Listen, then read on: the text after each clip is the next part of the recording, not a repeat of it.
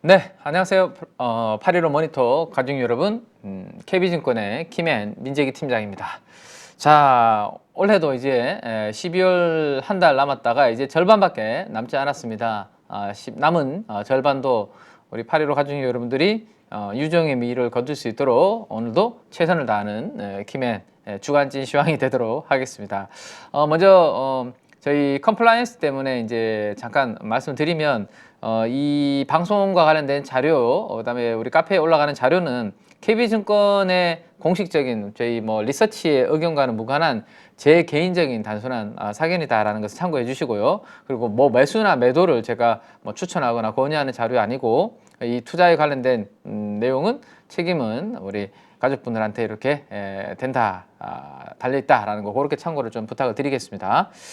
자, 그러면 하나씩 이야기를 좀 드려보도록 하겠습니다.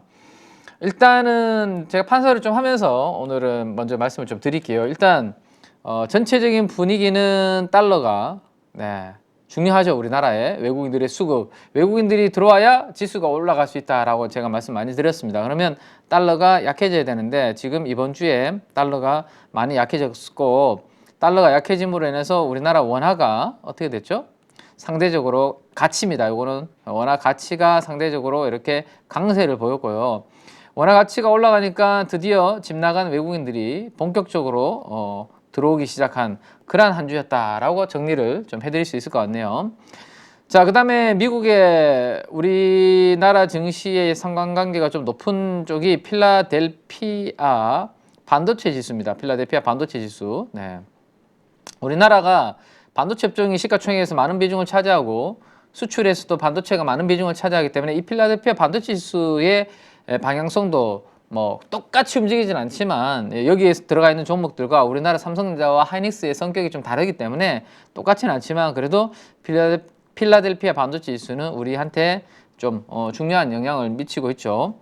자, 이게 이제 고점을 뚫어버렸습니다. 차트를 한번 볼까요? 필라델피아 반도체 지수 XO, XX, 요 석스로 한번 보면 될 것 같아요.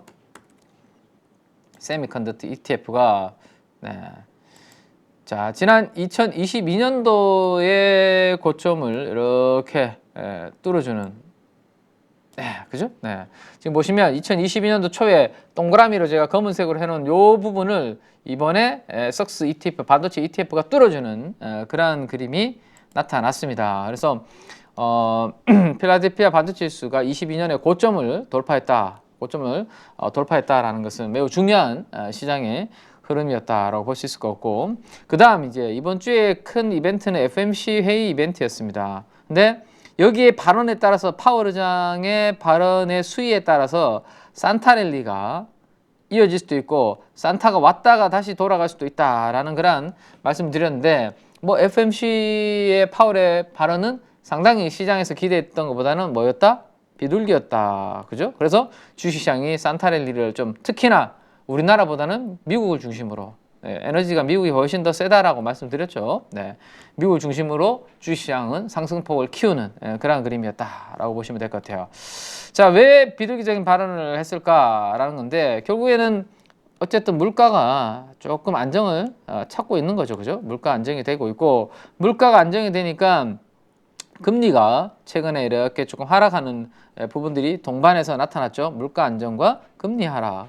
요게 이제 긍정적 영향을 줬고, 또 하나 우리 국내 내부적으로는 수출입니다. 우리는 어쨌든 수출 위주의 국가잖아요. 그죠? 수출 위주의 국가인데 수출이 잘 돼야 달러가 많이 들어오고 우리나라의 경제가 탄탄해지는 그런 부분들이 나타나죠. 근데 수출이 계속해서 어떤 회복 시그널이 만들어지고 있습니다. 수출이 회복 시그널이 만들어지고 있기 때문에 외국인들 입장에서 봤을 때는 우리나라 원화도 강세가 나타나지, 수출도 계속 회복되지, 그러면 충분히 국내 주식을 매수하자라는 그런 분위기가 강해질 수 있는 환경이 조성이 되고 있다라고 보시면 될 것 같습니다. 그래서 외국인들은 최근 들어서 11월 이후에, 그죠? 11월 이후에 외국인들은 순매수를 아주 강하게 기록을 하고 있다라는 거.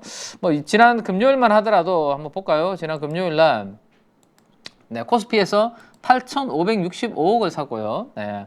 기관 투자가들도 금융 투자를 중심으로 3천억이나 이렇게 사는 그런 그림들이 나타나고 있습니다. 나쁘지 않은 환경이 만들어지고 있죠. 자, 그래서 이제 연말 그러면 이제 연말 한 보름 정도 놔두고 이제 사실 연휴를 제외하면 폐장일까지 제외하면 거래일 수는 사실 며칠 남지 않았습니다. 거래일 수가 한번 볼까요? 거래일 수가 하나, 둘, 셋, 넷, 다섯, 여섯, 일곱, 여덟 한 8일 정도 남았네요. 와, 올해도 이제 거래일 수가 8일 정도밖에 남지 않았습니다. 8일 동안에 그 다음에 흐름과 내년도 연초에 시장의 색깔이 그러면 어떻게 될지를 고민을 좀 해야 되는데요. 자, 일단 FMC 회의에서 긴축이 이제는 종료될 것이다 라는 기대감이 높아졌죠. 그러므로 인해서 그동안 긴축을 하는 동안 뭘 했던 기업들? 핍박을 받았던 기업들, 그죠? 핍박을 받았던 기업들. 왜? 금리가 상승하는 구간에서 많이 핍박을 받았던 소외주들이, 그죠? 그 다음에 낙폭이 아주 컸었던 기업들이 반등하는 그러한 장세가 연말과 연초에 만들어질 수 있다. 대표적으로 제가 이번 주에 말씀을 드렸던 FMC 회의 이후에 말씀드렸던 것 중에 하나가 그러면 이제 그 뭐죠? 예. 네이버도 이제 핍박에서 벗어날 수 있겠네요 라는 말씀을 제가 드렸던 부분이 있죠. 근데 대표님이 하도 네이버가 요즘 뭐 잘 안 돼서 이 영향이 있겠냐라는 이야기를 잠깐 이제 장시작전 방송에 하셨는데 저는 그 이야기를 했죠. 참 그 어디였죠? 트위치였나요?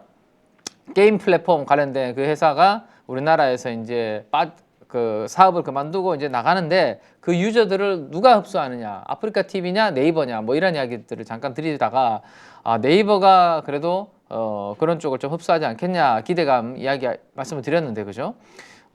거기에다가 FMC 회의 이후에 지금 주가는 상당히 강하게 움직이고 있습니다. 목요일날 4.5%, 금요일에도 또 1.5% 가깝게 추가적으로 이틀 연속 상승하면서 전고점까지 바짝 올라왔는데요. 자, 금리 상승하는 구간에서 대표적으로 한번 보세요. 네. 2022년, 2023년 동안 재미없었던 대표적인 기업이 네이버였고, 네이버도 이제 바닥에서 서서히 고개를 들고 올라오고 있는 그런 모습들이 나타나고 있다라고 보시면 될 것 같습니다. 자, 그래서 장기 소외 낙폭 과대주. 네. 글자가 이렇게 예쁘지 않은 거에 대해서 이게 이렇게 필기를 하는 자세가 별로 안 좋아서 이해를 좀 부탁을 드리겠습니다. 양해를 좀 부탁을 드리고요. 네.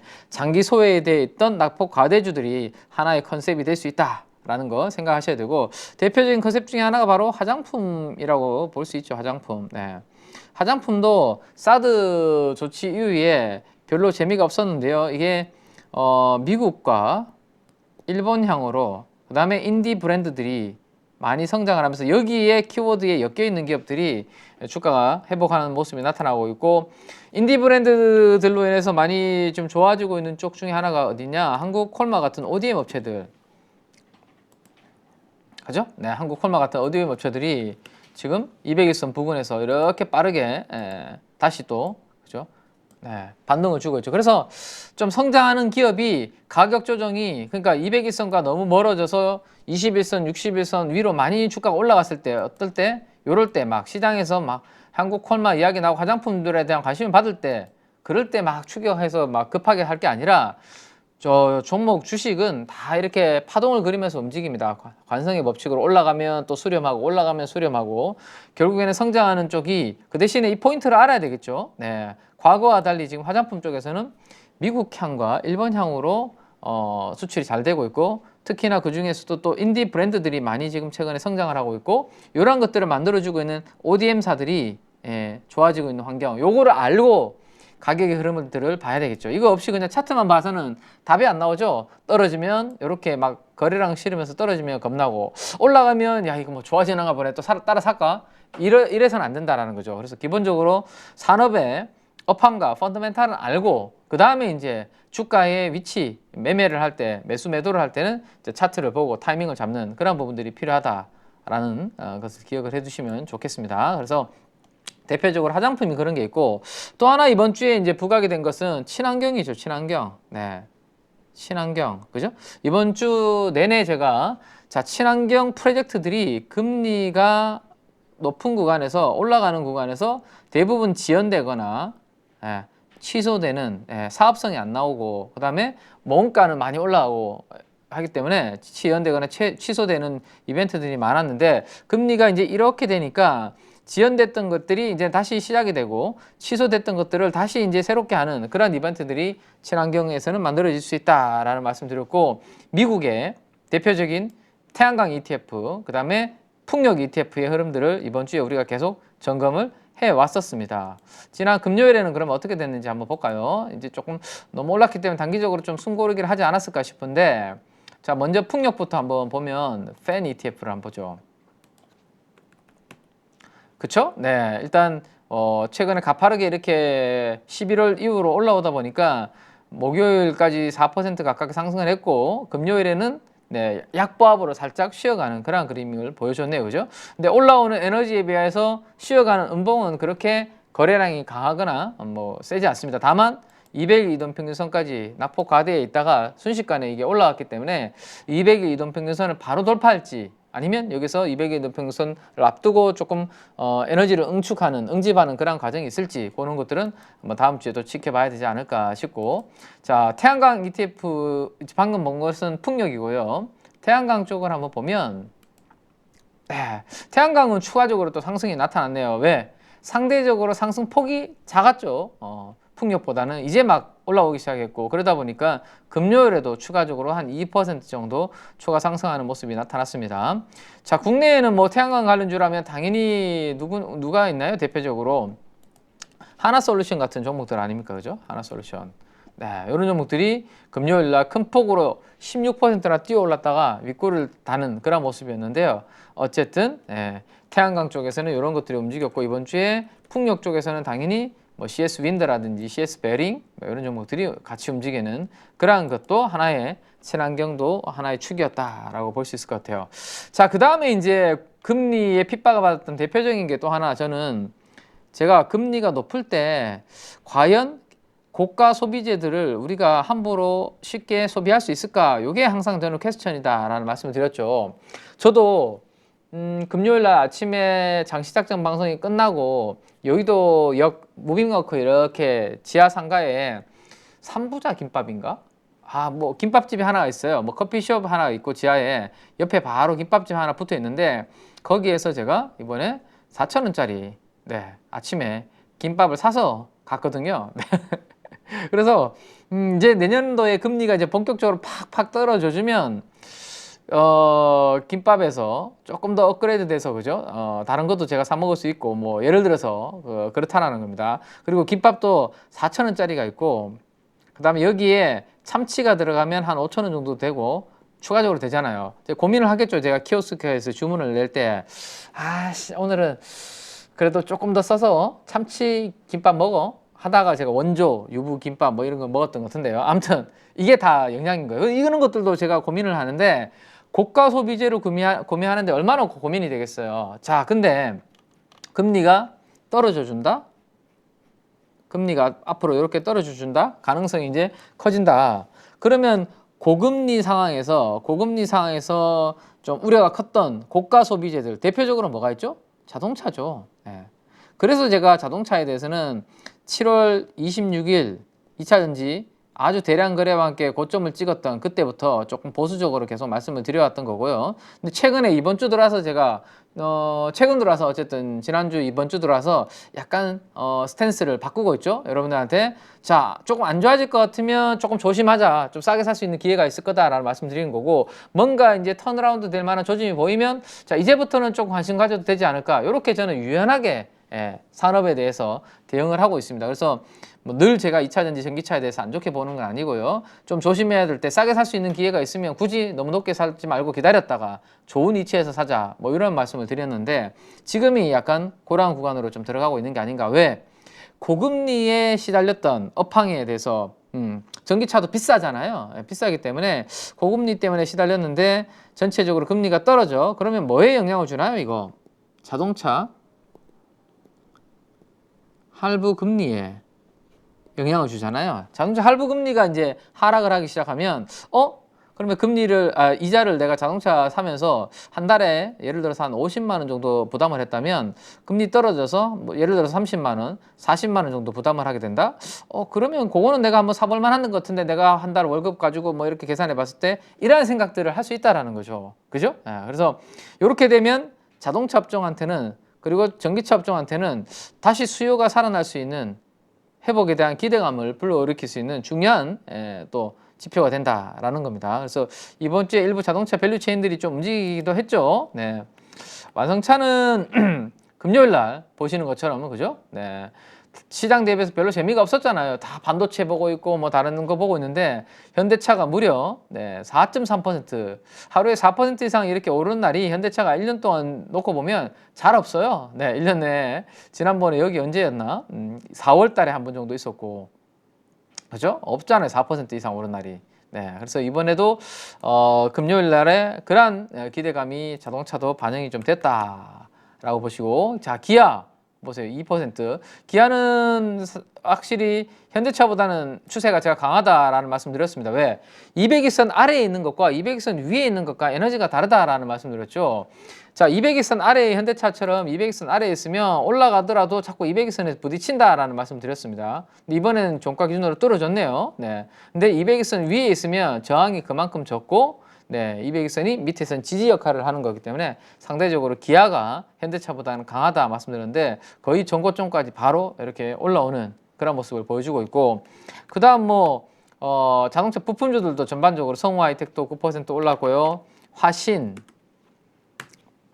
네, 8% 오르고 다 이렇게 같이 올라오는 그러한 모습을 보여줬습니다. 그래서 이러한 뭔가의 변화에 시장의 색깔이 변화하는 부분들을 가지고 여러분들께서 잘 좀 느끼실 필요가 있다라는 거 잘 보시기 바랍니다. 이런 것들도 하나의 포인트로 잘 보시고 그래서 이런 것들을 바탕으로 연말과 연초에 우리 가족 여러분들 시장 대응하시는데 네, 좋은 좀 도움이 되셨으면 좋겠다라는 거 말씀을 좀 드리고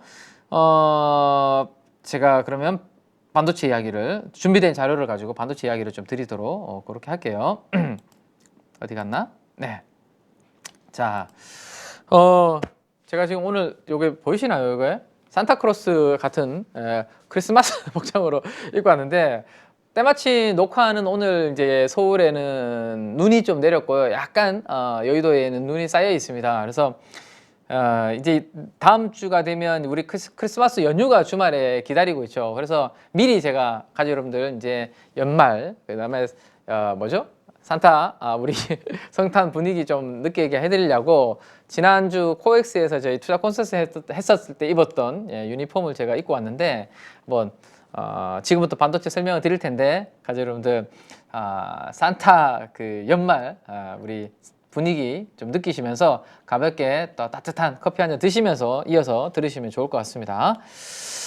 자, 2024년 반도체 최근에 뭐 반도체가 가장 핫하니까 반도체 오늘 이야기를 좀 드려보면 네, 문제는 뭐냐면 내년도에 여의도에 리서치에 좀 내년도에 좋을 업종이 어떤 거예요? 좋아질 만한 뭐 업종 유망 업종이 어떤 거예요?라고 이렇게 뭐 폴을 이렇게 다 여의도 리서치 센터에 이렇게 물어보면 대부분 다 들어가 있는 게 뭐냐면 반도체입니다. 자, 거기에 저는 하나가 찜찜한 게 있다. 왜? 모두 다 좋게 보잖아요, 지금. 아무도 반도체에 대해서는 지금 부정적으로 이야기하는 사람들이 잘 없잖아요. 그죠? 그래서 그거 하나는 기억을 좀 해두시기 바랍니다. 이거 내년에 우리가 어느 순간 아마 이야기할 것 같아요. 작년 연말에 제가 모두 다 좋게 보기 때문에 그게 하나 찝찝하다라는 이야기를 드린 적이 있는데 라면 아마 이야기를 할 때가 올 수도 있을 것 같은데요. 네. 자, 모두가 좋게 보기 때문에 과연 내년도에 이 반도체가 얼마나 여기에서 더 올라갈 수 있을까? 모두가 좋게 보기 때문에 이미 반도체가 바닥에서 이미 좀 올라온 건 아닐까?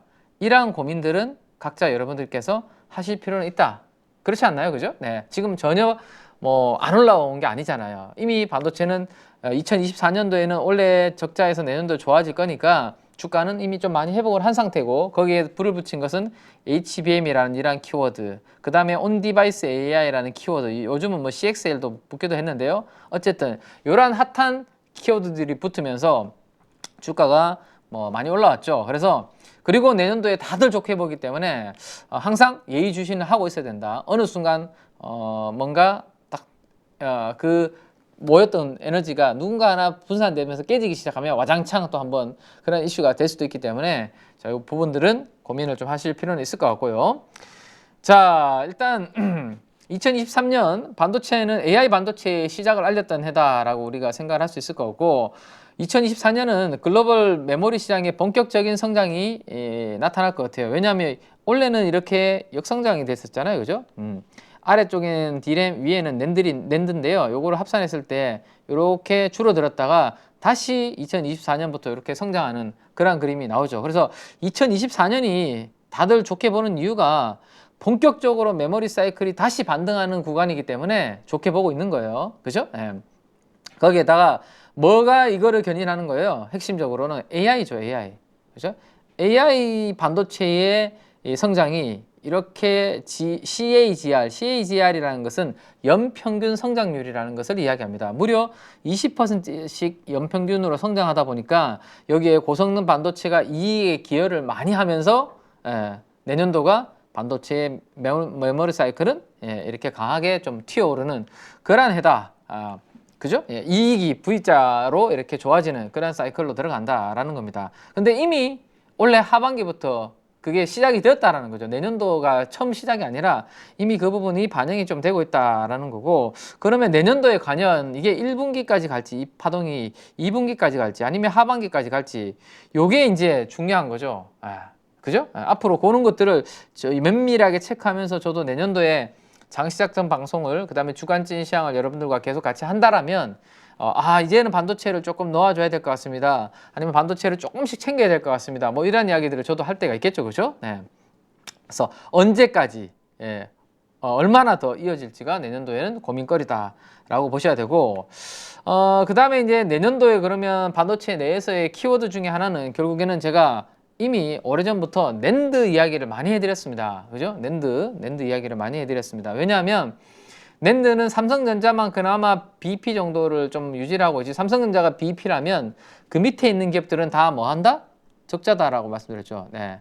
이 부분을 왜 그런지에 대한 이야기를 드리려면 뭐 투스택 구조, 낸드에 대한 구조를 다 이야기를 드려야 되는데 그거는 시간 관계상 패스를 하고 나중에 제가 한번 이야기를 드리도록 하고, 어쨌든 삼성전자는 낸드 하나 만드는 데 있어서 원가가 뭐 1원밖에 안 든다면 하이닉스는 예를 들어서 뭐 3원, 5원이 든다라는 거죠.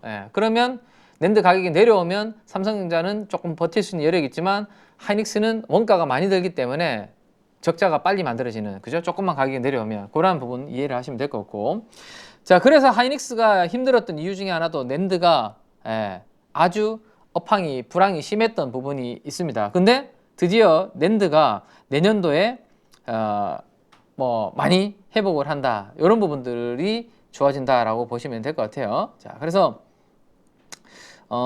지금 보시는 것처럼 오른쪽 표를 한번 보시면 왼쪽부터 먼저 한번 볼까요? 네, 일단은 D램도 삼성전자와 하이닉스의 D램의 격차가 이렇게 벌어져 있었는데 올해 상반기만 하더라도 지금 하반기로 올수록 D램 점유율입니다. D램 점유율의 격차가 이례적으로 많이 축소가 되고 있고, 이건 2022년 이후로 이렇게 축소가 된 이유는 처음이다 라고 보시면 될 것 같고, 오른쪽에 보시면 적자고요, 여전히. 그죠? 적자고, 내년도도 영업이익을 한 8조 정도로 생각을 하고 있는데, 이렇게 8조 정도로 형성되는 이유가 낸드 쪽 때문입니다.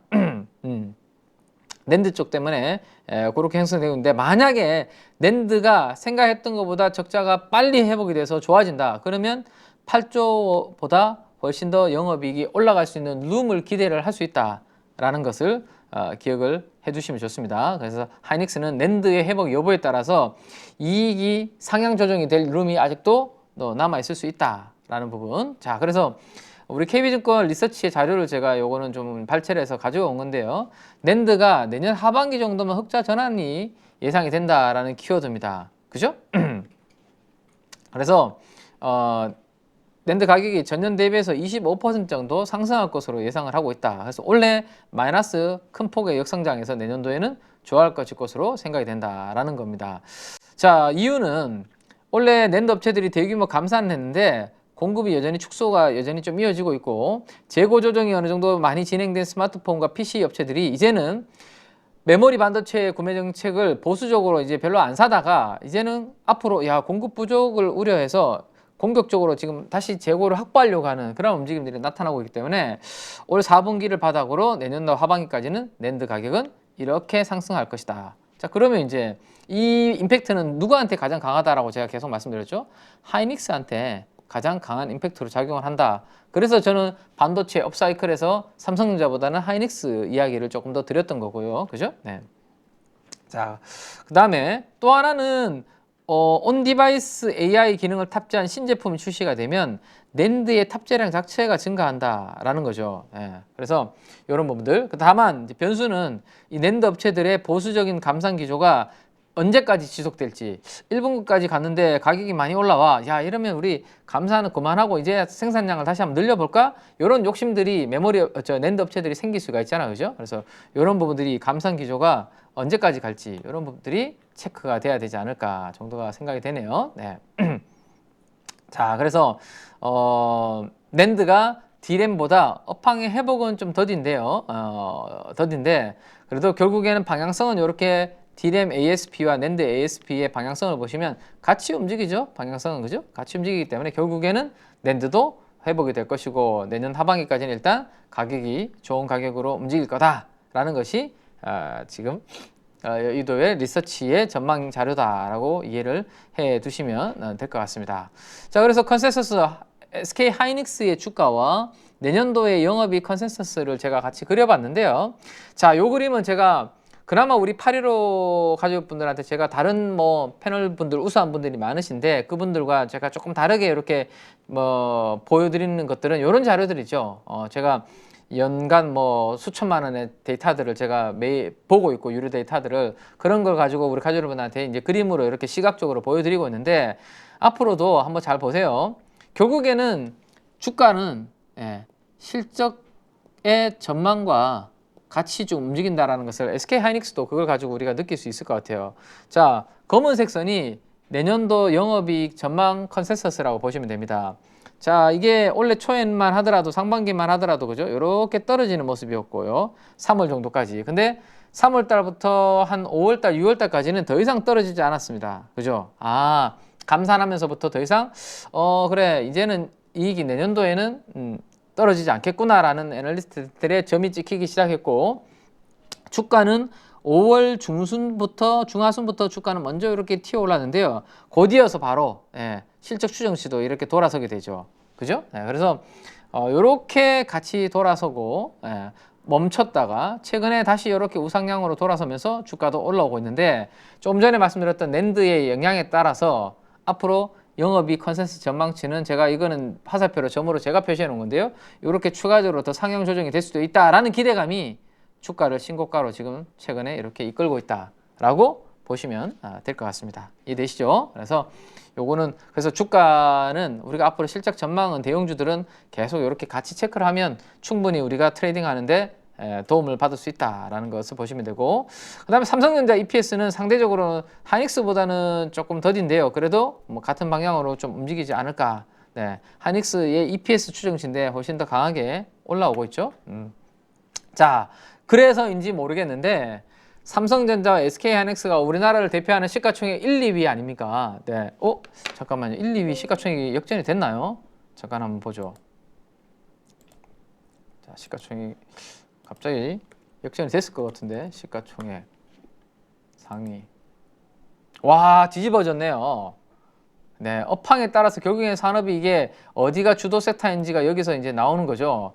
자, 삼성전자의 시가총액이 437조, 하이닉스의 시가총액이 100조를 다시 회복을 했네요. 그러면서 LG 에너지솔루션의 시가총액이 100조 밑으로 내려가면서 이렇게 주가 빠지면서 내려가면서 드디어 SK 하이닉스가 다시 LG 에너지 솔루션의 시총을 넘어서는 그러한 변화가 이번 주에 있었네요. 자, 그 힘은 누구한테 또 나타났냐? 결국에는 외국인들이 엄청나게 이번 주에 SK 하이닉스를 주가를 매집을 했죠. 한번 보시죠. 검은색은 삼성전자의 외국인 지분율이고요. 노란색은 SK 하이닉스의 외국인 지분율입니다. 원래 연초가 여기였고요. 연초 이후에 외국인 지분율은 계속해서 최고치로 지금 올라오고 있다. 하이닉스도 마찬가지고, 그죠? 특히 하이닉스는 2015년도 이후에 외국인 지분율을 이번에 잘하면 돌파할 수도 있을 것 같네요. 네, 삼성전자야 지난번에 58% 정도의 지분율도 있었는데요. 아직 거기까지 올라간다면 룸이 더 남아 있고, 네, 하이닉스는 잘하면 최고치에 2015년도 이후에 외국인 지분율은 최고치가 될 수도 있겠군요. 어쨌든 외국인이 이렇게 지분율이 높아지는 이유가 방금 봤던 업황의 회복, 실적의 개선, 그러면 반도체를 사자, 뭐 이런 부분들이 연결이 되었겠죠. 자, 그 다음에 지난 10월 7일 날 제가 주간 찐시황에서 무슨 말씀 드렸냐면 그때부터 제가 낸드 이야기를 계속 해드렸습니다. 과거의 낸드의 성장과 이번에 HBM의 성장과 비교를 10월 7일 날도부터 제가 해드렸었는데 그때 자료를 다시 한번 보여드리죠. 과거에 낸드가 이렇게 성장을 가파르게 할 때가 있었다. 그죠? 이렇게 성장률이 아주 가파를 때가 있었는데 지금의 HBM을 보는 것 같다라는 말씀을 드렸습니다. 그러면 그때 과거의 낸드 성장률과 지금의 HBM의 성장률을 같이 우리가 비교를 해서 볼 필요가 있다. 그런 말씀을 드렸죠. 요거는 삼성전자의 낸드의 성장이고 앞에는 이게 글로벌 낸드의 글로벌 HBM의 시장의 성장이고 지금은 SEC니까 이거는 삼성전자의 낸드의 성장이라고 보시면 될 것 같습니다. 그리고 삼성전자의 HBM의 성장 거의 비슷하죠. 성장률이 과거의 낸드 때와 지금 흐름이 네. 그래서 이퀄이라고 제가 이렇게 표시를 해놓은 겁니다.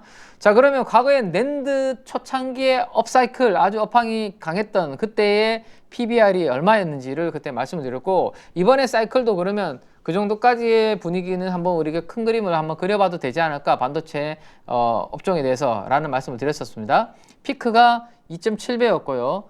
에버리지 평균이 2.2배였고요. 네, 그런 부분들이었습니다. 자, 삼성전자의 PBR은 지난 금요일 기준으로 대략적으로 얼마까지 올라왔냐? 1.44배까지 올라왔습니다. 요거는 FY0라고 되어 있는 거는 장부가 북이 언제 기준이냐면 지금 2023년 북이 아직 확정이 안 됐잖아요. 그죠? 그래서 2022년 말 자본 총계 기준으로 이 PBR을 뽑은 겁니다. 네. 그래서 1.44배 정도 수준에 있다라는 거죠. 그러면 과거에 우리 낸드 언제 고성장했을 때 2000년도 초반을 감안하면 여기 정도였잖아요. 지금 그죠? 아까 조금 전에 제가 말씀드렸던 구간이 그러면 거기까지는 아니더라도 적어도 여기 정도 까지는 한번 기대해 볼 수 있지 않을까. 네, 2배. 자, 그래서 삼성전자는 항상 PBR 1배가 바닥이었고, 그죠? 2배 정도가 최근에 이렇게 사이클인데, 그러면 완전히 싼 구간은 지금 지나갔죠, 이미. 그래서 제가 안 오르는 거 아니다라는 말씀 드린 겁니다. 1배에서 1.44배까지 왔으니까 주가가 그러면 연초 이후에 얼마 정도 올랐다는 거예요. 한 40% 정도 주가가 올랐다라고 우리가 생각할 수 있죠. 그죠? 그래서 안 오른 거 아닙니다. 그리고 완전히 이제는 저평가 구간은 아니다. 라는 것은 알고는 계셔야 돼요. 네, 가지고 계신 분들이 뭐 어느 순간 내가 1.5배에서 2배 사이에서 이거를 이제 정리를 해야 되나 내년도에 그런 고민을 해야 되는 시기가 이제는 있다라는 거고. 자, 그다음 12월 14일 기준으로 하이닉스도 제가 뽑아 보니까 SK 하이닉스는 대략적으로 1. 얼마? 5배 정도 됩니다. 이제 1.49배였는데 금요일 주가가 올랐으니까 대략적으로 1.5배라고 보면 되겠네요. 그죠? 네. 자, 2003년도 4년도에 이 하이닉스가 낸드 사이클일 때 300까지 이렇게 올랐던 구간이 있는데 PBR 기준으로 2.5배에서 300까지 갔던 구간인데 마찬가지로 하이닉스도 거기까지 보는 것은 일단은 너무 머니까 무리. 그러면 최근에 올라갈 때 한 번씩 부딪혔던 구간이 2배였네요. 하이닉스도. 그죠? 그러면 하이닉스는 이번에 바닥이 0.8배부터 제가 말씀드렸죠. 네.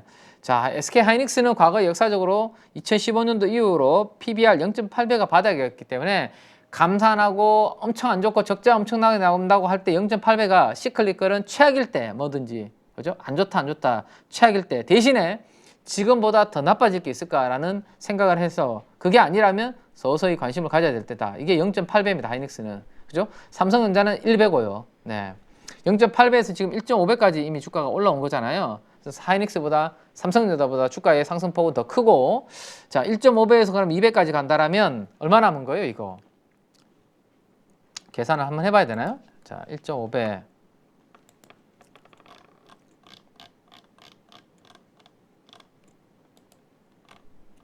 한번 해보면 자 1.5배고요. 지금 0.8배에서 1.5배까지 지금 오른 거잖아요. 그죠? 그러면 요거 지금 상승률이 얼마 정도 되나요? 오, 0.8배에서부터 올랐다 치면 벌써 이만큼 올랐죠. 그죠? 자, 근데 만약에 2.0배까지만 간다. 그죠? 2.0배까지만 간다라고 치면 그럼 어떻게 되는 거예요? 2.0배까지만 간다라고 치면 요렇게 해서 계산해 보면 되죠. 네. 30% 정도의 업사이드가 남아 있는 구간이 되는 거예요. 이렇게 되면 이제 네. 이걸 퍼센트로 바꿔버리면 네, 이렇게 되죠. 네. 네. 자, 지금까지 최악에 사서 지금까지는 이 정도의 수익을 낼 수 있었다면 앞으로 만약에 최근에 2015년도에 PBR 박스권이 2배 정도였는데 거기까지 가려면 내년도의 업사이드는 30%에서 40% 정도의 업사이드가 있다 정도로 기억을 하고, 그래서 지금까지 기대 수익률과 내년도의 기대 수익률은 이제는 조금 왜 최악에 산 건 아니니까 많이 회복되고 난 다음부터 본다라면 업사이드가, 그죠? 그래서 가지고 있는 분들이야 뭐 충분히 이 부분을 누리면 될 것 같은데 신규로 들어갈 거를 고민하는 분들은 이 부분에 대한 고민은 필요하다라는 겁니다. 무조건 저평가 아니다, 그죠? 아주 저평가인 구간은 이미 상당 기간 지났다. 근데 그래서 남아있는 룸이 업사이드가 보수적으로는 이 정도가 될 수 있다라는 부분은 염두를 하셔야 된다라는 겁니다. 자, 그렇게 하나 말씀드리고요. 자, 그 다음에 이제 또 하나 이제 이야기를 해보면 그러면 반도체에 지금 힘을 실어줄 수 있는 내년도에 또 하나의 부분은 온 디바이스 AI가 본격적으로 시작이 되는 거죠. 갤럭시 24가 갤 S24가 이제 여기에 탑재를 하면서 테마가 아니라 진짜 테마가 아니라 단순 테마가 아니라 진짜 산업으로서 성장하는데 힘을 실어줄 수 있는 부분이 될 수 있지 않을까라는 겁니다. 자, 이유는 엣지 단까지 AI를 장착하는 디바이스들이 등장한다라는 거다라고 말씀드렸죠. 엣지 단은 스마트폰, PC 이런 것들을 이야기한다고 쉽게 생각하시면 되고 여기에 AI 알고리즘 간단한 것은 장착이 된다라는 거죠. 그래서 생성형 AI를 구현하는 AI 서버가 원래는 메인인데, 그죠? 메인인데 그 메인에서 모든 걸 다 감당하기 어려우니까 뭐 PC라든지 스마트폰에서, 그죠? 이런 것들을 자체적으로 간단한 거는 AI는 돌릴 수 있게 해준다라는 건데, 그렇게 됐을 때 가장 우리가 주목해야 되는 건 제가 뭐라고 말씀드렸죠? 메모리 컨텐츠의 탑재량의 증가가 필연적으로 따라온다. 요게 핵심인 겁니다. 요게 핵심. 그래서 반도체 내년도의 업사이드는 여기에 따라서 추가적으로 더 만들어질 수 있어요. 아까 뭐 제가 보수적으로 2배까지 갔을 때 하이닉스는 33%의 업사이드가 남아있다라는 말씀을 드렸는데 이거에 따라서 이게 더 열릴 수도 있고 그런 부분들이 있을 수 있다라는 겁니다. 아시겠죠? 네. 그래서 지금은 클라우드 기반 AI에서 AI 온 엣지 디바이스 쪽으로 넘어가는 대중화의 흐름이 내년부터 본격적으로 나타날 텐데 거기에서 이런 부분들이 영역이 되는 거예요. 네. AI 칩셋, 반도체와 AI 반도체 칩과 NPU 같은 이런 부분들이 아마 많이 다양화될 겁니다. 그죠? 그다음에 다 품종을 또 테스트하는 이런 부분들이 많이 있겠죠. 그래서 테스트하는 것들, 그다음에 IP 이런 부분들이 최근에 시장에서 그래서 테마로 리노공업이라든지 뭐죠? 우리 관련된 종목 칩셋 미디어, 그죠? 칩셋 미디어. 네, 그런 것들 많이 올랐었죠. 그죠? 네, 주가 그런 것들이 많이 올랐었습니다. 결국에는 근데 큰 흐름으로 본다라면 저는 메모리한테 결국에는 엣지에서 스마트폰에서 AI를 막 구동하기 위해서 성능이 막 좋아지면 좋아질수록 조금 전에도 말씀드렸지만 메모리의 탑재의 증가는 필연적으로 따라서 붙어야 되는 부분입니다. 특히 고성능 메모리겠죠. 저성능이 아니라, 그죠? 저성능 메모리를 AI 알고리즘을 돌리는데 저성능 메모리를 가지고 붙여서 돌릴 수는 없겠죠. 고성능 메모리는 필연적으로 탑재량이 증가할 것이다. 그죠? 이런 것들이 우리 엣지단이라고 보시면 될 것 같아요. 엣지단, 그죠? 엣지단. 스마트폰부터 해서 다양한 엣지단에서 이게 되죠. 온 디바이스 AI는 인베디드, 그죠? 좀 더 많은 디바이스들을 이렇게 필연적으로 장착을 하는데 거기에는 고성능 메모리 탑재가 필연적으로 요구된다. 이렇게 이해를 해 두시면 될 것 같습니다. 그래서 이거는 뭐 단순 테마가 아니라 중기적으로 길게 중장기적으로 이어질 수 있는 그런 부분들이 될 수 있다라고 보시면 될 것 같아요. 자, 그러면 이게 이제 도식화되어 있는 부분인데 온디바이스 AI에 탑재되는 메모리 용량이 빠르게 증가될 것이다 라는 겁니다. 지금은 스마트폰에 8개 정도 쓴다라면 그죠? 이렇게 AI 어시스턴트, AI 비서라는 시대가 오면 AI 에이전트 비서의 시대가 오게 되면 탑재량은 이렇게 늘어나니까 메모리 업체들한테는 긍정적인 모멘텀으로 작용을 한다. 실적에도 당연히 영향을 주겠죠. 그죠? 자, 그러면 지금 제가 뭐 하이닉스 이야기를 많이 드렸는데 삼성전자는 그러면 차별화되고 안 되냐? 아니다. 하이닉스가 어느 정도 가면 삼성전자도 거의 맞춰서 같이 움직일 수밖에 없다. 왜? 삼성전자의 사업부 포트폴리오를 잘 보시면 당연히 반도체가 가장 큰 비중을 차지하고 있기 때문에 중요한데 삼성전자에는 뭐가 있죠? 가전이 있습니다. 그죠? 가전, IT 하드웨어가 들어가 있죠. 근데 IT 하드웨어, 가전, 전기전자가 좋은 상황이 어디에 있냐? 미국의 정책금리가 빨간색입니다. 이렇게 빠지는 구간. 이렇게 빠지는 구간에서 전기전자가 코스피에 대비해서 상대적으로 수익률이 좋았던 구간이에요. 자, 그게 바로 내년에 올 수 있는 구간이죠. 그러면 여기에 들어가 있는 삼성전자의 포트폴리오 하나 중에 사업부가 내년도에 두각을 보일 수 있는 그런 부분이 되는 거죠. 왜? IT, 전기전자 업종, 하드웨어 쪽이 전반적으로 턴어라운드가 되는 원년이 내년도이기 때문에 여기에서 삼성전자가 좀 시장에서는 좀 주목을 받을 수 있다라는 겁니다. 자, 스마트폰도 삼성전자는 팔고 있습니다. 여기에 가전이 있고 또 하나의 사업부, IM 사업부인가요? 네, 스마트폰 사업부가 있죠. 자, 스마트폰 사업부도 지금 보시는 것처럼 시장 전망이 올해 대비해서 이제 이렇게 출하량이 돌아서고 증가율도 회복을 하는, 거기에다가 AI를 탑재하는 갤럭시 S24가 어떤 또 수요를 자극할지 모르잖아요. 그죠? 아직은 수요를 예측하기 좀 쉽지 않고, 어쨌든 새로운 기능이 뭔가 탑재가 되면 기존에는 뭐 카메라 렌즈, 화소수 정도 변화가 있었다면 이제는 다른 변화가 생기니까 그동안 바꾸지 않았던, 교체하지 않았던 분들의 교체 수요가 만들어질 수도 있다라는 거죠. 자, 그래서 스마트폰의 재고 일수는 최근에 이렇게 떨어지고 있다. 특히 중화권 중심으로. 그래서 삼성전기를 좋게 보고 있다 정도 보시면 되고요. 그러면 IT 하드웨어에 대해서는 지금 이렇게 실적 추정치가 떨어지고 있는데 내년도, 올해 연말 내년도로 갈수록 이게 이렇게 이제 바닥을 찍고 턴하는 그런 흐름이 될 수도 있지 않을까. 오늘 앞으로 한번 체크를 같이 해보도록 하고요. 이게 삼성전자에 영향을 줄 수 있다는 거죠. 자, IT 가전도 마찬가지죠. IT 가전도 이렇게 떨어지고 있습니다. 근데 지금 최근에 멈췄고요. 더 이상 안 떨어지고 이렇게 멈출지, 이 부분도 삼성전자에 영향을 주겠죠. 그리고 또 하나는 애플의 비전 프로가 내년도 초에 출시가 되면 애플의 비전 프로에 맞춰서 뜯어보고 공부해보고 삼성도 거기에 맞춰서 기기를 출시를 할 겁니다. 당연히 여기에 많은 반도체가 들어갈 것이고 여기에서 새로운 또 먹거리가 창출이 되지 않을까 라고 생각을 하시면 될 것 같네요. 자, 주가는 그래서 2010년도 이후에 하이닉스와 삼성전자의 주가를 같이 걸어보면 거의 같이 움직입니다. 다만 하이닉스가 온리 퓨어한 반도체 회사이기 때문에 오를 때 더 세게 올랐다가 내릴 때는 더 크게 내렸다가 변동성이 좀 클 뿐이지, 그죠? 네, 거의 유사한 방향으로 같이 움직입니다. 네, 같이 움직이죠.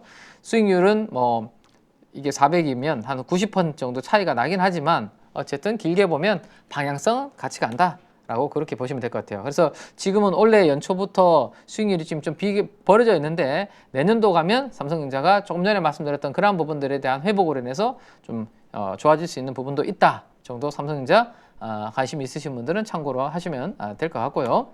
자, 그다음에 인텔 중심으로 이제 파운드리 캐펙스도 좋아지지 않을까라는 건데요.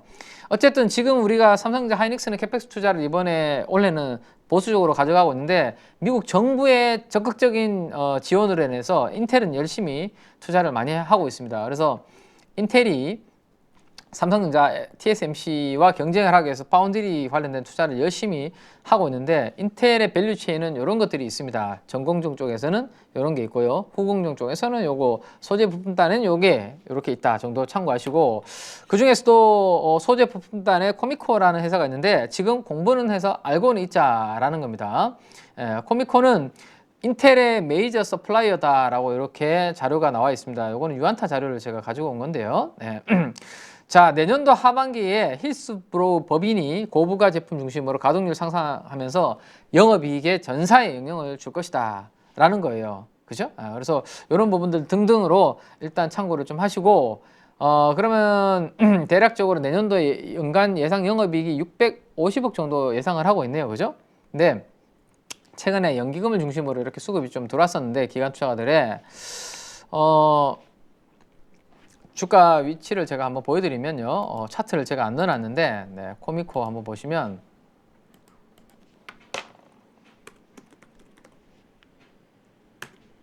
네, 길게 한번 보여드릴까요? 네.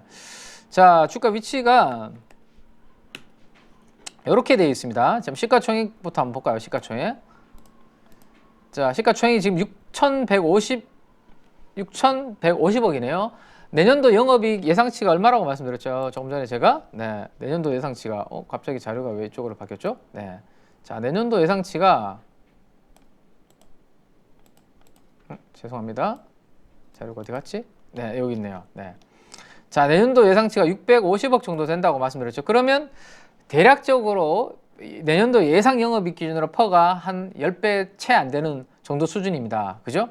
비싸지는 않은데 그래도 뭔가 안전 마진을 확보하려면 제가 봤을 때는 코미커는 지금은 전고점 저항 정도 수준까지 이렇게 와 있잖아요. 그죠? 와 있기 때문에 여기보다는 좀 아래쪽에 여기 200의 이동평균선과 붙는 구간 55,000원과 한 5만원 정도 구간에서 사면 조금 더 안전 마진을 좀 확보하면서 관심 가질 수 있는 그런 구간, 편안한 구간이 되지 않을까.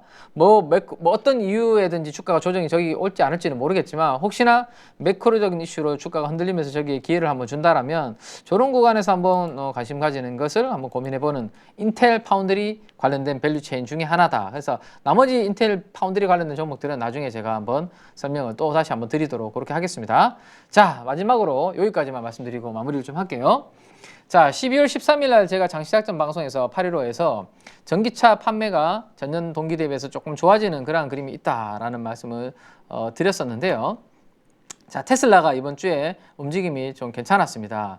자, 광물 가격이 이미 많이 빠져 있는 상태에서 조금 추가적으로 더 하락한다고 하더라도 네, 중국 업체들이 아직 이익 나는 기업들이 있기 때문에 네, 내년 1분기 정도가 거의 뭐 가격 하락의 마무리 구간 아닐까. 그러면 지금까지 이렇게 빠졌던 하락했던 것들이 원가가 이렇게 이제 내년도에 들어가면 투입이 될 것이다 라는 거 말씀을 드렸습니다. 반영이 서서히 되겠죠. 그러면 리튬 가격이 지금 양극재에서 많은 비중을 차지하고 있기 때문에 리튬 가격이 많이 하락한 부분이 이제 양극재 가격 하락에 영향을 줬고요. 이미 주고 있고 양극재가 배터리 셀의 원가에서 또 많은 비중을 차지하기 때문에 이게 배터리 셀 가격 떨어지는데 영향을 또 주고 있고 이미 그 다음에 배터리 가격이 많이 충분히 떨어지면 배터리 가격이 전기차에서 가장 또 원가에서 많은 비중을 차지하니까 전기차 가격 하락에 큰 영향을 준다. 그래서 내년도 상반기가 되면 전기차 가격이 지금보다 더 떨어질 것이고 그렇게 되면 전기차 가격이 최소한 내연기관에 붙거나 더 밑으로 떨어질 가능성이 있다라는 말씀을 드렸습니다. 그러면 어떻게 된다? 금리가 하락하는 구간과 맞물리잖아요. 내년도 3월 연준의 기준금리가 3월달 인하될 것으로 지금 이야기가 나오고 있죠. 그러면 금리가 인하되는 시점과 전기차 가격이 많이 떨어지는 시점과 맞물리면서 수요가 다시 회복되는 그러한 구간으로 들어간다. 그래서 2차전지 전기차 관련주들은 지금부터 서서히 바닥을 잡아가는 그러한 그림이 될 수 있다. 그래서 밸류에이션이 이제 2025년도 기준으로 많이 싼 구간으로 이제는 과거 대비해서 부담이 없는 구간으로 좀 들어오기 시작했다라는 것을 이미 지난 방송에서 말씀을 드렸습니다. 그리고 제가 개인적으로 좋게 보고 있는 전액, 그다음 분리막 쪽에 WCP라든지 이런 기업들은 이번에 미국의 IRA 보조금을 받는다라고 금요일 날 단독으로 이런 기사들도 지금 나오고 있습니다. 그러면 여기는 훨씬 더 수혜를 볼 수 있는 부분들이 만들어지겠네요. 그죠? 네. 자, 알버마리 주가도 최근에 회복을 하고 있고 WCP, 그다음에 엔캠 이런 것들도 올라오고 있습니다. 자, 그다음 이제 이 12월 14일 날 제가 이제 KB증권 프라임클럽 가족분들한테 보내드렸던 카카오 알림톡으로 보내드렸던 내용인데 다들 반도체만 AI 수혜주로 보고 있는데 반도체 말고 AI 수혜주는 없을까라는 아이디어를 제가 그냥 공유 차원에서 보내드렸는데 결국에는 이러한 GPU, HBM 다 수혜주를 여기서 찾고 있는데 AI 서비스가 확장이 되면 궁극적으로 꾸준하게 소비되는 것은 저는 데이터 트래픽이 폭발적으로 꾸준하게 많이 늘지 않을까라는 부분이었습니다. 왜? AI를 이용한 서비스가 많이 시작이 되고 많이 콘텐츠가 등장하면 트래픽이 엄청나게 많은 트래픽이 동반이 될 거다. 그러면 망 투자는 필연적이고 서버도 증설을 해야 되죠. 그죠? 그래서 거기에서 수혜를 받을 수 있는 기업이 KR, NX 같은 이런 것들이 된다. 근데 제가 제일 앞에서 말씀드렸던 것처럼 저는 투자의 아이디어를 그냥 드리는 거지 이거는 매수 매도 추천 아니다라고 제가 이렇게 적어서 우리 KB증권 프라임클럽 가족분들한테 이렇게 보내드렸는데요. 네. 12월 14일 날 보내드렸는데 금요일 날 어제 주가가 폭등을 했더라고요. 폭등까지는 아니죠. 네. 14% 정도 이렇게 올랐는데 혹시나 우리 815 모니터 가족분들 중에서도 혼자 투자하시는 게 외로운 분들은 제가 저희 KB증권 내에서 프라임클럽 서비스를 통해서 장중에 카톡을 이렇게 참고할 만한 내용들을 보내드리고 있으니까 관심 있으신 분들은 혼자 투자하는 게 외로운 분들은 이 부분 참고하시면 좋겠고요. 자, 아이센스는 자료를 넣어드렸는데 요거는 월요일 날 내일 제가 장시작전 방송에서 말씀을 좀 드리도록 하고요. 마지막으로 하나만 더 보여드리고 마무리를 하겠습니다. 자, 지난 토요일 날 코엑스 오디토리움이라는 아주 큰 대공연장입니다. 거기에서 1000분 넘게 모시고 제가 올해 마지막 KB증권 프라임클럽 투자 콘서트라는 것을 진행을 했고 거기에 또 우리 815 가족분들께서도 많은 분들이 참석을 해주셨습니다. 이거는 마지막 장면 중에 하나의 모습인데요. 네. 가족분들과 이렇게 카메라 프레시를 이렇게 하면서 마지막으로 이제 같이 합창을 했던 그런 장면인데 어쨌든 귀한 시간 내주셔서 참석해 주신 분들께 너무 감사의 말씀을 드리고요.